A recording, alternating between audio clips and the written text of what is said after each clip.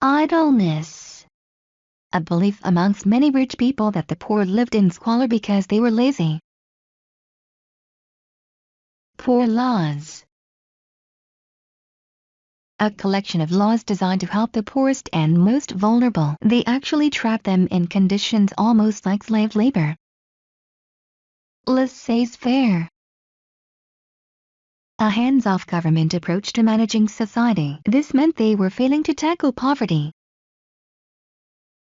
Poverty cycle. When the children of poor people grow up to become and stay poor because there isn't enough help for them to get out of poverty. Social reformer.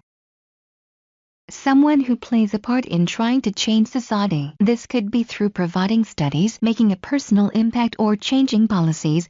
Charles Booth. Charles Booth.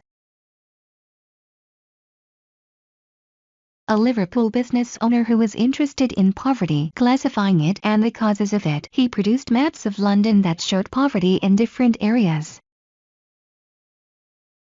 Life and labor of the people of London.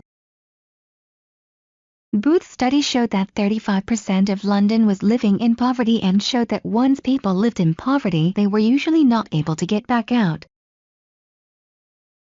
Seebohm Rowntree. A York business owner who investigated poverty in York. He had connections to Beveridge and David Lloyd George. Poverty, a study of town life.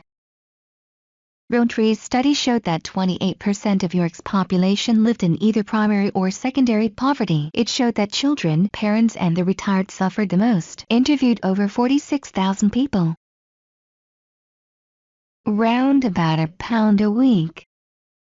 Maud Pembereve published this study which showed how an average wage was very difficult to live on, never mind of children. Conservative Party. A political party and ideology that value people taking care of themselves, slow rates of change, individual choice, and small government. They also value the economy highly. Labour Party. 1900 all the socialist groups in Britain came together and formed the Labour Party. Keir Hardie promised strong reforms to help the poor and higher taxes to pay for it. Liberal Party. A political party in Britain in 1900 who had historically shared power between elections with the Conservatives. They tried to appeal to Conservative voters and those who might vote Labour in 1906 by promising to provide a safety net in which people could live in security and freedom.